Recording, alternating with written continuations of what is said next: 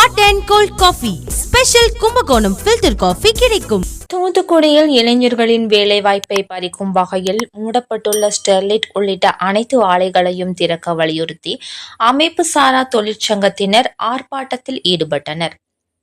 தமிழ்நாடு முறைசாரா தொழிலாளர் காங்கிரஸ், தமிழ்நாடு எழுச்சி தொழிலாளர் நலசங்கம், அமைப்பு சாரா தொழிற்சங்கத்தினர் சார்பில் இளைஞர்களின் வேலைவாய்ப்பை பறிக்கும் வகையில் மூடப்பட்டுள்ள ஸ்டெர்லைட் தாமிர ஆலை அனல் மின் நிலையம் உள்ளிட்ட அனைத்து ஆலைகளையும் மீண்டும் திறக்க ஒன்றிய மாநில அரசு நடவடிக்கை எடுக்க வலியுறுத்தி தூத்துக்குடி சிதம்பரம் நகர் பேருந்து நிறுத்தம் அருகே ஆர்ப்பாட்டம் நடைபெற்றது.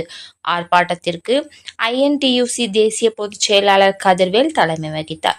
ஆர்ப்பாட்டத்தில் அமைப்பு சாரா தொழிலாளர் சங்க மாவட்ட தலைவர் பால்ராஜ், தூத்துக்குடி மக்கள் வாழ்வாதார இயக்க தலைவர் தியாகராஜன், தமிழ்நாடு எழுச்சி தொழிலாளர் நலசங்கம் மாநில பொதுச் செயலாளர் தர்மர், தமிழ்நாடு வணிகர் சங்கங்களின் பேரமைப்பு தூத்துக்குடி மாநகர தலைவர் ஜெயபாலன் உட்பட ஏராளமான இளைஞர்கள் கலந்து கொண்டனர்.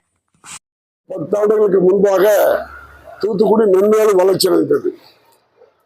அதன் பின்பு அங்கெல்லாம் தூத்துக்குடியில ஒரு 30 ஆண்டுகளுக்கு 40 ஆண்டுகளுக்கு முன்பு வந்த ஸ்பிக் உரத்தொழிற்சாலை, அங்க இருக்கக்கூடிய தாரங்கதாரா கெமிக்கல் ஒர்க்ஸ், இங்க இருக்கக்கூடிய இன்னும் சில சின்ன தொழிற்சாலைகள், அதோடு சேர்ந்து தூத்துக்குடியிலே ஸ்டெர்லைட் ஆலையும் வந்தது. ஸ்டெர்லைட் ஆலையெல்லாம் இருக்கின்ற பொழுது தூத்துக்குடியிலே 3 பெரிய மில்கள் 125 ஆண்டுகள் பழமையான BOC அவர்கள் தொழிற்சங்கம் நடத்திய இந்த கோரை மில் என்று சொல்லக்கூடிய பார்வை மிகப்பெரிய அந்த மில், அதோடு சேர்ந்து தூத்துக்குடியிலே வளமையான மற்றொரு ஸ்பின்னிங் மில், அரசன் மில், மவுண்டன் மில், இதிலே 12ஆம் தொழிலாளர்கள் வேலை பார்த்து வந்தார்கள். அதுபோன்று தூத்துக்குடியில ஏறத்தாழ 1 லட்சம் ஏக்கரிலே உப்பளங்கள் போடப்பட்டு அதில் குறைந்தபட்சம் 1 லட்சம் ஏக்கரில் 50,000 60,000 தொழிலாளர்கள் வேலை பார்த்து வந்தார்கள். அதுபோன்று தூத்துக்குடியில் இந்திய உணவுக் கழகம் துறைமுகம் இருப்பதனாலே பொதுமக்களுக்கு மக்களுக்கு தேவையான உணவு தானியங்களை தூத்துக்குடி துறைமுகத்தில் இறக்கி அங்கு வெளியே செல்கின்ற ஒரு நிலையிலே அந்த உப்பளங்கள், அந்த இந்திய உணவு கழகமானது இன்றைய தினம் செயல்படாமல் இருக்கின்றது. இப்படியெல்லாம் மொத்தத்திலே பார்க்கின்ற பொழுது தூத்துக்குடியிலே தொழிலாளர்களுடைய நிலைமை மிகவும் மிகவும் பரிதாபத்துக்குரியது என்று சொன்னால், கன்னியாகுமரி, திருநெல்வேலி, விருதுநகர், சிவகங்கை ஆகிய மாவட்டங்களில் இருக்கக்கூடிய தொழிலாளர்கள் எல்லாம் தூத்துக்குடியில வந்து பணியாற்றுகின்ற ஒரு காலம் மாறி இன்று தூத்துக்குடியில் இருக்கக்கூடிய தொழிலாளர்கள் வேறு மாவட்டங்களுக்கு, மாநிலங்களுக்கு செல்லக்கூடிய ஒரு சூழ்நிலை நாம் பார்க்கின்றோம். இதையெல்லாம் கவனத்தை ஈர்க்க வேண்டும் என்பதற்காக, அவசியம் கவனத்தை ஈர்க்க வேண்டும் என்பதற்காக தூத்துக்குடியிலே ஸ்டெர்லைட் ஆலையை திறக்க முடியுமா என்றால் திறக்க முடியும்.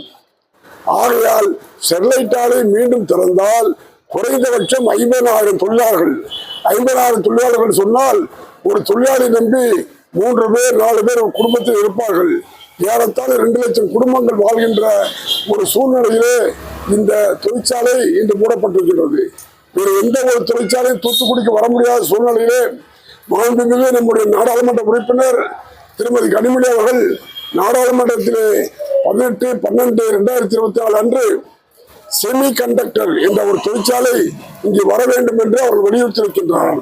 காரணம் என்னவென்று சொன்னால், செமி கண்டக்டர் தொழிற்சாலையை ஓசூரிலே டாடா நிறுவனம் நிறுவி ஏறத்தாழ 50,000 பேர்களுக்கு, சாதாரண தொழிலாளர்களுக்கு இங்கு வேலை கொடுக்கப்பட்டிருக்கின்றது. ஆகையினால் அந்த செமி கண்டக்டர் தொழிற்சாலை வந்தால் ஏறத்தாழ 1 லட்சம் பேருக்கு புதிய வேலைவாய்ப்பு உருவாகும். அதையும் சேர்த்து ஸ்டெர்லைட்டையும் சேர்த்து தூத்துக்குடியை வளமாக்க, தமிழகத்தை வளமாக்க ஒரு நல்ல இந்த அரசு இதையெல்லாம் பரிசீலனை செய்ய வேண்டும் என்ற நோக்கில் தான் இந்த ஆர்ப்பாட்டத்தை கவன ஈர்ப்பு முறையாக நாங்கள் நடத்தினோம். நம்முடைய ஏற்றுமதிக்கும் இறக்குமதிக்கும் இருக்கக்கூடிய வித்தியாசம், அதாவது நாம் 100 ரூபாய்க்கு இறக்குமதி செய்தால் 100 ரூபாய்க்கு ஏற்றுமதி செய்ய வேண்டும். ஆனால் இந்த மாதிரி எதெல்லாம் நம்மளால் முடியுமோ இந்த மாதிரி தொழிற்சாலைகள் எல்லாம் இன்று செயல்படாமல் இருந்தால் காப்பர் விலை எங்கோ சென்று விட்டது என்பது மட்டுமல்ல, அரசாங்கத்துடைய மிகப்பெரிய பொருளாதாரத்தினுடைய தாக்கம் ஏற்படும் என்பதுதான் உண்மையான நிலை. ஆகையினாலே இந்த தொழிற்சாலை, தாமிர தொழிற்சாலை நாட்டுடைய பொருளாதாரத்திற்கும் வளமையாக இருக்கும், நம்முடைய தேவைக்கும் வளமையாக இருக்கும். குறிப்பாக செமிகண்டக்டர் தொழிற்சாலைக்கு தேவையான மூலப்பொருள் தாமிரம். நண்பர்கள், hot and cold coffee special Kumbakonam filter coffee கிடைக்கும். லெமன் டீ, கிரீன் டீ, காராவடை, ஆமவடை, சம்சாரம், மேலும் ஸ்வீட் வகைகள் அனைத்தும் எங்களிடம் சூடாக சுவையாக கிடைக்கும்.